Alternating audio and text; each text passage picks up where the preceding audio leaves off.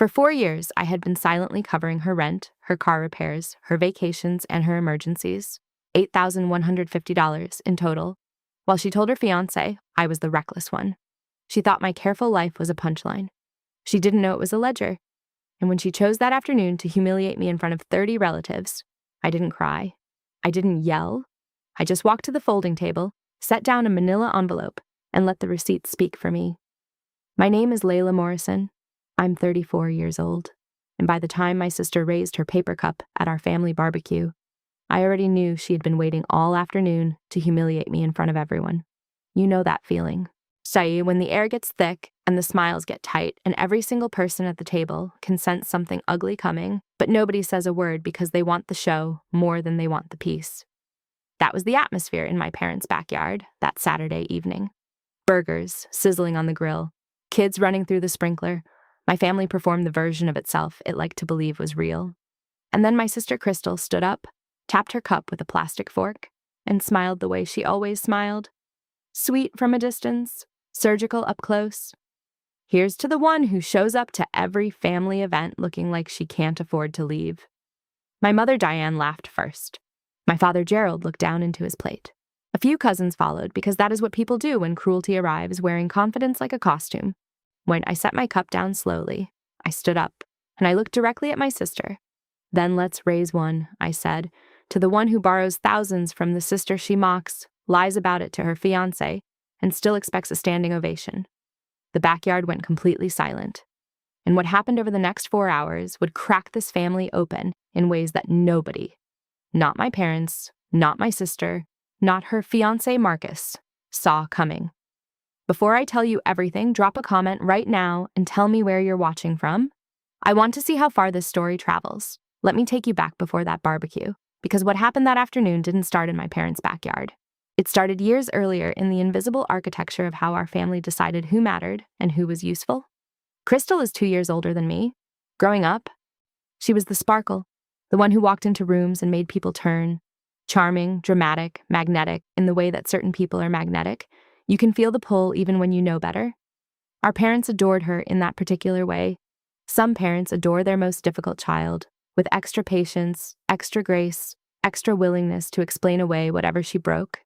I was the steady one, the reliable one, the one who got good grades quietly, paid her bills on time, and never needed rescuing. In our family, that translated to this. Crystal needed more attention, so she got it. I needed less, so I received it. What nobody ever stopped to ask was whether needing less was a personality trait or a survival strategy. I work as a hospital billing specialist during the day. In the evenings, now I do freelance bookkeeping for 3 small businesses. I drive a 10-year-old car that runs perfectly because I maintain it. I live in a 1-bedroom apartment that I chose because the rent left room in my budget for savings. I do not lease luxury I cannot afford. I do not perform a life I haven't built. To Crystal, this looked like poverty. To me, it looked like freedom. The borrowing started about 4 years ago. The first time felt like a genuine emergency. Crystal called me on a Tuesday night in March, voice low, clearly embarrassed. Her commission check from the real estate firm had been delayed. She needed $3,500 to cover her half of expenses before Marcus noticed the gap. Just 2 weeks, Layla, I promise. Don't tell Mom and Dad. I transferred it that night. 2 weeks passed, then a month. Well, the money didn't come back, but a reason did. And reasons, I've learned, are how some people repay debts they never intend to clear. May brought a car repair, $1,100. The mechanic says it's urgent and I just don't have it right now. July brought rent again, $1,800 because Crystal had booked a girls' trip to Savannah in June and the timing hadn't worked out the way she planned. August brought $750 for a destination bachelorette weekend for a friend Crystal couldn't bear to miss because, in her words, appearances mattered more than she could explain. Each time, the request came with the same 2 conditions. Don't tell Marcus, don't tell Mom and Dad. Each time, I said yes. And each time, I slid a printed copy of the transfer into a manila envelope I kept in my nightstand drawer. Well, I want to stop here because some of you are already asking, why did you keep lending? And the honest answer is complicated. Part of it was love, part of it was habit, part of it was the deeply conditioned belief that keeping Crystal's life intact was somehow my responsibility. When you grow up as the capable one in a family, capability stops feeling like a choice. It starts feeling like a job description. But there was also this. Every time I said yes, Crystal would be warm for a few weeks afterward, attentive. She'd call just to talk. She'd send me things she saw that made her think of me. For a short window after each loan, I got the sister I always wished I had, and then the window closed and she went back to being the version of herself that found my careful life quietly embarrassing. By the time that barbecue arrived, when the total sitting in that manila envelope was $8,150, and not $1 had been repaid. The afternoon started fine, the way many disasters start fine. My mother's potato salad, my father at the grill in his faded apron, cousins catching up across folding tables, kids shrieking under the garden hose. My friend Priya, who worked 2 floors above me at the hospital and had come because I told her it would be relaxed, stood near the cooler, looking genuinely happy to be somewhere green and open. Crystal arrived 40 minutes late, in a sundress that cost more than my car payment. Marcus, one step behind her, carrying a store-bought pie, and the particular expression of a man performing contentment. She was luminous and loud and the center of every circle she entered. And I watched my parents light up when she walked through the gate the way they always lit up, as though relief and joy had become indistinguishable to them when she appeared. I noticed the way Crystal looked at me when she first sat down. It was brief, scanning, calibrating. The way someone looks at a room before deciding how to rearrange it. I should have known then what was building. 2 hours in, the food was mostly gone, the kids were winding down, and the adults had settled into that comfortable late afternoon looseness that makes people feel like they can say anything. That's when Crystal stood up. The toast landed the way she intended it to. Here's to the one who shows up to every family event looking like she can't afford to leave. Laughter from my mother, a smile from my father, with scattered chuckles from cousins who didn't know what else to do with their faces. And I made a decision in that single second that I had been approaching for 4 years. I stood up. Then let's raise one to the desperate one who borrows from the sister she mocks, lies about it to her fiancé, and still expects applause. The silence that followed was so complete I could hear the neighbor's wind chime 2 fences over. Crystal recovered fast. She always did. Wow, Layla! So we're doing this at a family barbecue. The tone was light. The message was precise. I am the reasonable one for attacking you. You are the problem for answering. That had been the family grammar for years. She cut. I bled. Everyone asked why I was making such a mess. You started it, I said. Don't perform surprise because I finally responded. While my mother leaned forward with the breathy, conflict-smoothing voice she had been deploying my entire life. Girls, not here, not in front of people. That was always the rule when Crystal crossed a line. The wound was never the problem. The visibility of the wound was the problem. Crystal shrugged like she was already bored with me. I was joking. You always do this, Layla. You make everything into a production because you can't stand that not everything is about you. A joke, I said. You borrowed $3,500 from me in March because your commission check was delayed, $1,100 in May for your car, $1,800 in July because you went to Savannah and the rent came due before you'd planned, $750 in August for the bachelorette weekend you couldn't skip because appearances mattered. I paused. Which part was the joke? Her face changed. Her mouth stayed arranged in something like a smile, but her eyes had already shifted into damage control. You didn't have to say numbers, she snapped. Exactly, I said. You didn't have to toast me like I was your family charity case. I want to tell you about Priya's face in that moment because it said something important. She was standing near the cooler with a paper plate in her hand, and she looked at me with this expression of sudden, quiet understanding, like 3 years of half-finished conversations had just assembled themselves into a complete picture. That expression mattered to me more than I expected. My uncle had stopped turning the corn on the grill. 2 of my younger cousins had gone completely still. Aunt Patricia, who had spent years admiring Crystal's taste and lifestyle from a respectful distance, she was gripping her cup a little too tightly. Crystal crossed her arms. So now you want a medal because you helped your sister a few times. No, I said. I wanted basic respect. That would have cost you considerably less. My father, Gerald, shifted in his chair. He had spent years mistaking my silence for strength. He had watched me absorb and adjust and never complain, and concluded that I was simply built differently from Crystal, that I needed less because I was more. What he had never considered was that I needed exactly as much and had simply learned not to ask. Crystal stepped closer, her voice dropped, but the yard was quiet enough that everyone heard her anyway. Tell them the rest, Layla. Tell them how you act superior because you have your little budgets and your second-hand furniture and your sad, responsible life. Yes, tell them how judgmental you are. Tell them what a joy you are to be around. She had done something almost impressive. She had taken her financial dependence on me and repackaged it as evidence of my arrogance. I work hospital billing during the day, I said calmly. I do bookkeeping evenings, so my own life stays stable. I don't drain accounts I haven't filled. I don't borrow from people I then perform contempt for. The quiet that settled over the yard this time was different. Not empty, weighted, the kind of quiet that arrives when a room realizes it has been applauding the wrong person for a very long time. Crystal looked toward our parents, waiting for rescue. That was the moment I understood she was more afraid than angry. People who feel powerful attack. People who feel exposed go looking for backup. My mother tried. Layla, sweetheart. Ha, enough! But her voice had lost its grip. She sounded less like a parent and more like someone hoping a fire would simply decide to stop. My father cleared his throat. This doesn't need to become a spectacle. I looked at him. Then why was everyone comfortable when I was the spectacle 3 minutes ago? He had nothing for that?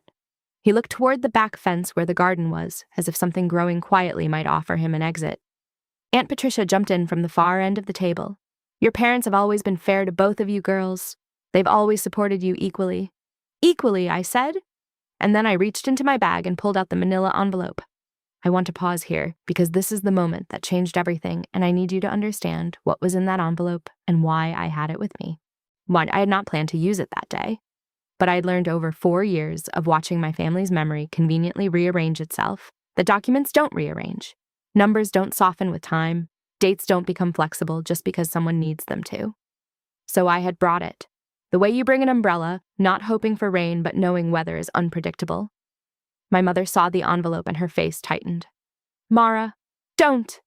It's Layla, I said, and today we do this properly. I opened the envelope and placed the papers on the folding table beside the coleslaw.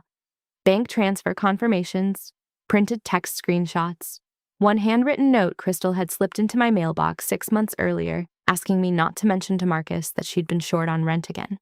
I did not wave them dramatically. I did not raise my voice. And raised voices give people permission to call you hysterical. I simply placed the papers on the table, the way you place receipts at the end of a meal nobody wanted to pay for. March 14th, I said. $3,500. Memo line. Temporary. Don't tell mom and dad. May 8th, $1,100. Car repair. Liam thinks it's under warranty. July 22nd, $1,800. Rent shortfall. Same condition. August 3rd, $750. The bachelorette trip you said you absolutely could not miss. Crystal went pale. Not pink, not flushed. White. One of my cousins whispered, "Oh my God," loud enough for the whole table to hear. Aunt Patricia stopped talking mid-sentence and did not start again. My father stared at the papers the way people stare at information they deeply wished did not exist. You kept records, Crystal said. You taught me to, I said. Shush, and that was the truest sentence of the entire evening. I had not started adulthood suspicious. I became suspicious gradually, the way you become careful about a stove that has burned you before. After too many stories changed when she retold them to other people. After too many favors became proof of her generosity because she had graciously allowed me to help. After too many insults arrived, dressed as jokes, and then dissolved into my overreaction when I named them. Priya moved from the cooler to stand near me. She didn't interrupt, didn't touch me. She just positioned herself beside me. That quiet solidarity did more for me than any speech could have. Crystal turned to our parents with something close to desperation. Are you really going to let her do this? My father looked at her directly. Did you borrow this money? She hesitated. And in that hesitation, the whole yard received its answer. That's private, she said finally. It was private, I said, when I was protecting you. You made it public when you used me as a punchline. She reached toward the papers, and I put my hand over them. Don't, I said quietly. You've been rewriting me for years. You don't get to rewrite documents. A few relatives looked down, ashamed. Not all of them. Some people will watch injustice unfold across years and still believe the real offense is when the person being wronged finally speaks in complete sentences. But enough of them shifted that I could feel the room tipping.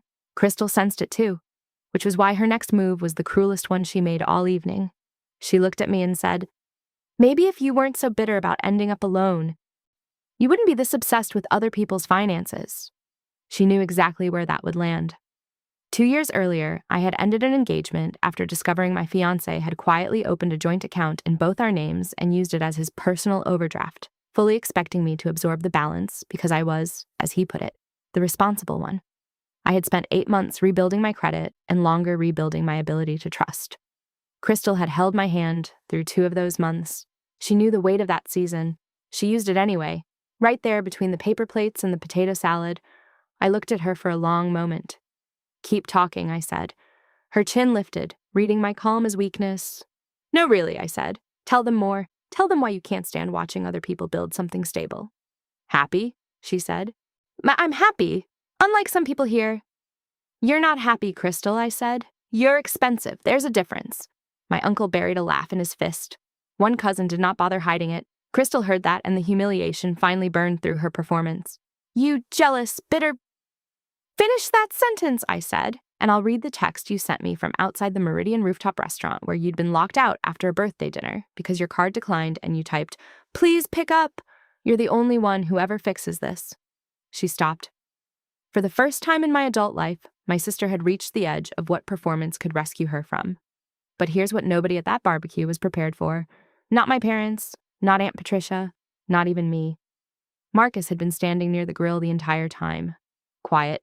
Shh, careful, staying out of the blast radius, the way someone stays out of a fight they're not sure is their business. But something I said had landed differently for him than it had for anyone else. And when he finally walked over, what he said next would set off a second explosion that nobody saw coming. He looked at Crystal. His voice was measured, but his jaw was tight. "You told me your bonus covered the back rent," he said. Crystal turned to him fast. "This is not the time." "Actually," he said, "it seems like exactly the time." The shape of the evening changed again. Until that moment, Crystal had still been fighting me from the position of older sister, family member, someone with standing. But now someone from inside her own carefully constructed life had discovered he had been living on a stage set. "You told me Layla was always struggling," sir, he said. "You told me she was the one always asking for help." Crystal's voice dropped to a hiss. "Don't do this here. Here's exactly where it's happening," he said. He looked at the papers on the table. Then he looked at me. "How long?" he asked. 4 years, I said. $8,150 total. None of it repaid. He closed his eyes for a moment. When he opened them, something had settled in his face that looked less like anger and more like a man quietly relocating his understanding of the last 4 years. "You said she was irresponsible," he said to Crystal. "You said she couldn't manage money." Crystal opened her mouth. Nothing came out that would have helped her. "I believed you," he said. And then he stepped back. Not dramatically, just enough to make it clear that proximity was now a choice he was reconsidering. "Here's what happens now," I said. "Since we're all comfortable with public announcements, let's make one that actually matters. From today, I am done covering your rent, your bills, your emergencies, your image, and your lies." Crystal laughed once, short and disbelieving. "You're being dramatic." "No," I said. "I'm being exact." I held up one sheet from the stack. "Total outstanding, including the amount you promised to return last summer, $8,150. I'll send you a repayment schedule tonight. If you ignore it, I'll consider the money a tuition fee for the lesson I just learned, and I will never answer another emergency call from you again. You'd cut off your own sister. I'd stop funding my own humiliation." I looked at my parents. "And before either of you asks me to be the bigger person, don't. I have been the bigger person so long you all mistook it for my natural height." Nobody spoke. The wind moved the edge of the tablecloth. A paper napkin lifted and drifted into the grass. One of the small kids at the far end of the yard asked if there was dessert yet, which was so perfectly, absurdly normal that I almost smiled. That is what family fractures feel like. The world doesn't pause, it just reveals itself. People began leaving early, chairs folded, coolers loaded. As relatives drifted out, I caught fragments of conversation moving in low voices between them. I had no idea. 8,000. She called her broke. That's unbelievable. It was not everyone rushing to my side. Real life doesn't work that way, and I knew that. Some still thought I had gone too far. Some still worshipped the old family religion that says public peace matters more than private truth. But the spell had cracked. And cracked spells don't reassemble themselves. Crystal tried twice to pull people into her corner. First Aunt Patricia, then Marcus. Neither conversation lasted long. Aunt Patricia, who had spent years celebrating Crystal's taste and style, said the most useful thing I had ever heard from her. I can't defend you tonight. Marcus didn't argue with Crystal. He didn't raise his voice or throw accusations. He did something worse. He handed the grilling tongs to my father, said he was taking a walk, and did not come back for nearly 40 minutes. When a man takes a 40-minute walk in silence after discovering the woman he loves has been building their shared life on a borrowed foundation, that walk is not a cooling down period. That walk is a man reorganizing everything he thought he knew. Like I stood near the back fence while the sky went that deep blue that makes everything look softer than it is. Priya came up beside me and offered a bottle of water. I used to think you were exaggerating, she said. Not about her specifically, about how alone you felt in your own family. I took the bottle. Most people don't understand what it's like to be the family scapegoat unless they've been one. You were never broke, she said. You were carrying people. That should be on a greeting card, I said. She laughed quietly. So did I. And for a moment, the yard was just a yard, and the evening was just an evening, and I breathed in a way I hadn't breathed all day. But I knew the second part of the night was still coming. The private part. The one without an audience. The one that would matter more than all of it. By the time the last relatives had gone, the yard had that exhausted, post-event look. Crumpled napkins in the grass, half a watermelon sweating on the table. My parents standing near the patio steps with the particular stillness of people waiting for a conversation. They don't know how to begin. Crystal sat in one of the patio chairs under the string lights with her arms wrapped around herself. She no longer looked polished. She looked the way people look when the performance finally costs more than they have left. I pulled out a chair and sat across from my parents. Priya squeezed my shoulder once, then walked to her car. She understood. Some conversations belong only to blood and history and the specific damage that forms between them. My mother unfolded and refolded a paper napkin in her lap. You blindsided us, she said. I looked at her. I've been signaling for years. You didn't want to read it. My father turned to Crystal. Go inside. She stared at him. Why am I the only one being treated like I did something wrong? He didn't raise his voice. Because tonight you did. It was quiet. It was overdue. It was also the first time in my memory that my father had said something like that to Crystal, without wrapping it in 10 layers of softness. Crystal stood so fast her chair scraped the patio.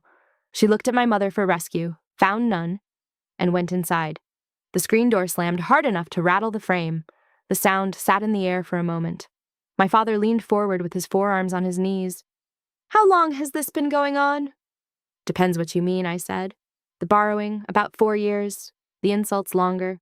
The expectation that I'll absorb whatever she creates. Most of my adult life.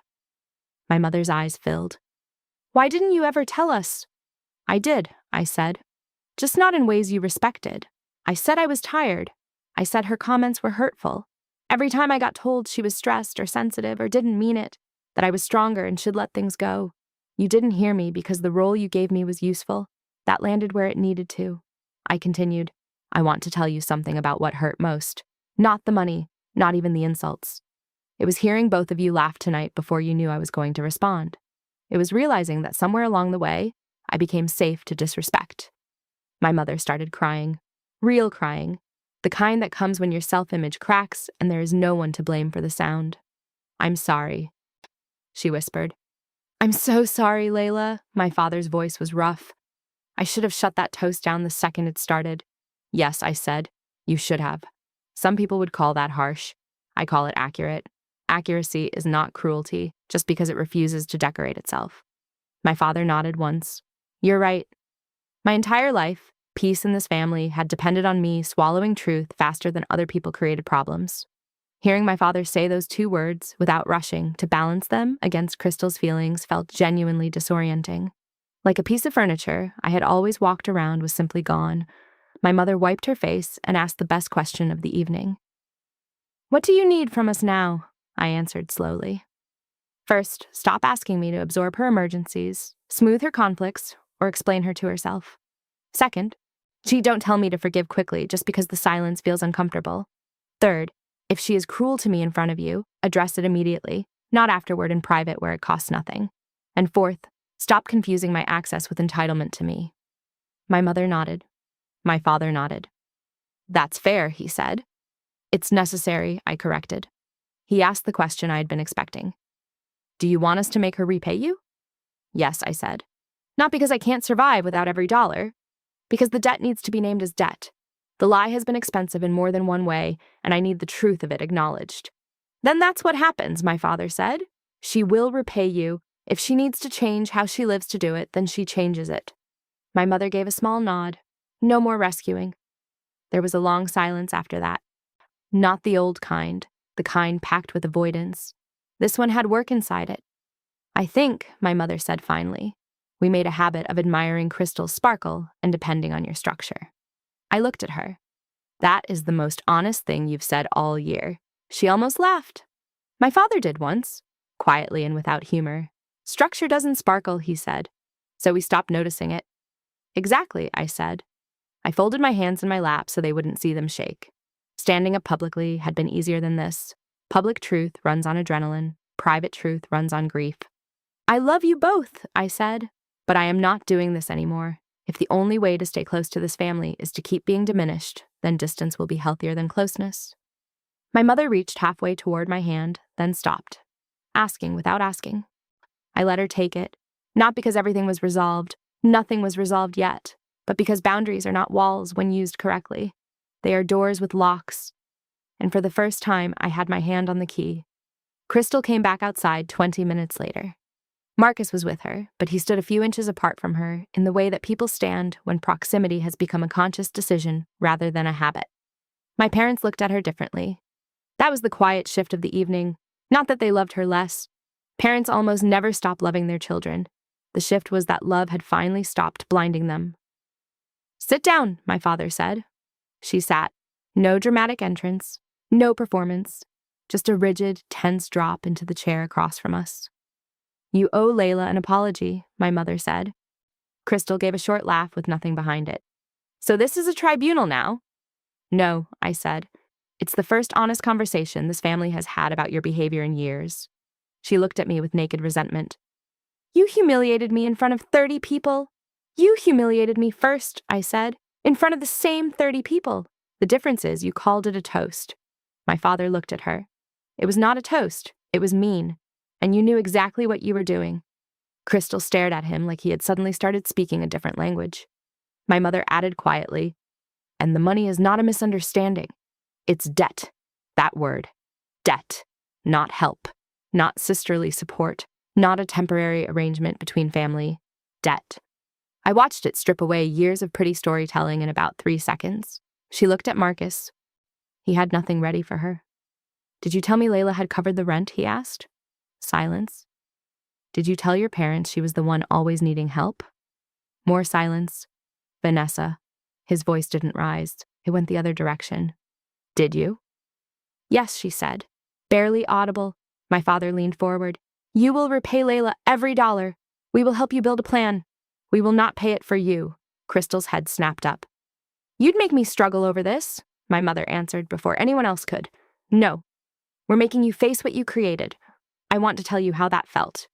Because my mother had spent so much of our shared history buffering consequences before they could reach Crystal, that hearing her refuse to do it, clearly without apology, felt like hearing a door open that had been stuck for 20 years. Crystal turned to me. Fine. Take your money. If it means that much to you. It does, I said. Not because I worship money, because I respect effort. Every dollar you spent carelessly cost me hours you never thought about. She rolled her eyes, but weakly now. You always have to make everything a moral lesson. No, I said. Life did that. I'm just finally saying it out loud. Marcus rubbed the back of his neck. I'm going home, he said. Crystal looked at him in genuine disbelief. Seriously? Yes, he said. Because I don't know which is worse. The debt, the lying, or the way you publicly tore down the person who covered for you. He looked at my parents. I'm sorry this happened here. Then he looked at me. And I'm sorry I believed the version of you she gave me. He left without slamming anything, which somehow made it more final than any door slam could have. Crystal watched him go, and for a moment she looked very young and very lost, and I felt a complicated wave of something I was not ready to call pity. My father gestured to the chair. Sit. She sat. You're going to apologize properly, my mother said.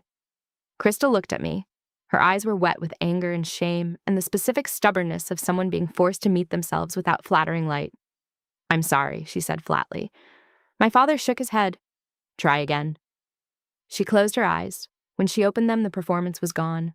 What was left was smaller and quieter and more real than anything I had seen from her in years.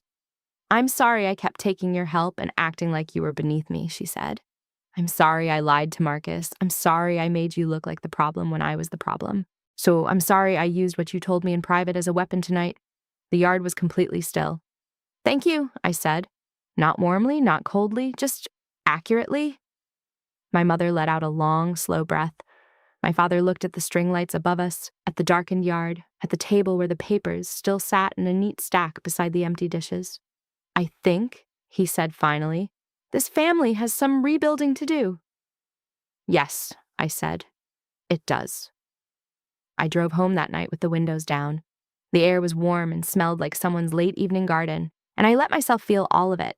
The exhaustion, the grief, the strange, aching relief of having finally told the truth out loud in a room full of people who needed to hear it. I want to tell you something about what I learned that evening, and because I don't think it was only about the money or the insults or even the years of silence.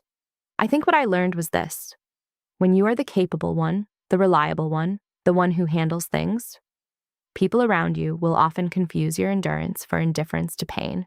They will read your stability as a sign that you need nothing. And the longer you perform that stability, without naming what it costs, the more they will come to depend on you performing it forever. The only way to break that pattern is to stop performing it. Not dramatically, not bitterly, just precisely. With a manila envelope and a folding table and the particular calm of someone who has finally decided that accuracy matters more than approval. Marcus and Crystal did not get married that fall. I heard through my parents, who called more often after the barbecue, not smothering calls, real ones, that he asked for time to process what he'd learned, and that the time stretched into distance, and the distance became a decision. I don't know if that's permanent. I don't know if anything is. Crystal began repayments in October. Small amounts, regular, consistent. She hasn't called me crying from anywhere since. We are not close. We may never be close in the way I used to wish we could be. But something real exists between us now that never did before. Not warmth exactly, honesty, which I've learned is often the thing that has to arrive before warmth can grow in soil that's actually solid. My parents come to my apartment for dinner now. My mother asked me once, sitting at my small kitchen table with a glass of wine, how I had learned to cook so well. When I told her I'd had a lot of evenings alone to practice, she was quiet for a moment. Then she said she was sorry for how many of those evenings there had been. That mattered to me more than I can easily explain. If you are the reliable one in your family right now, the one who remembers birthdays and absorbs emergencies and keeps the peace and smooths the edges and never asks for anything, because somewhere along the way, you decided that wanting things was a luxury you couldn't afford. I need you to hear this. Your steadiness is not proof that you don't feel. Your capability is not an invitation to be taken for granted. Your silence is not consent to be diminished. And the fact that you have held things together for years without recognition does not mean the recognition was never owed. You are allowed to put the envelope on the table. Why, you are allowed to say the number out loud.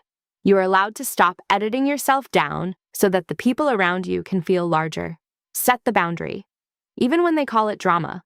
Especially when they call it drama.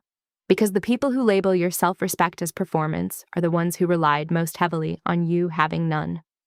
My name is Layla Morrison. I'm 34 years old. I drove home from my parents' backyard that evening, with the windows down, and the warm air coming in and something light where something heavy used to be. That feeling has not left me since. If this story reached something in you, drop a comment below. Tell me, are you the Layla in your family? Or did something in this story make you look at someone differently? Either way, I'd love to hear from you. If you're new here, want to subscribe and check out more stories on Aminio Stories. And remember, being strong doesn't mean being okay with everything. Sometimes it just means nobody ever stopped to ask. Thank you for listening.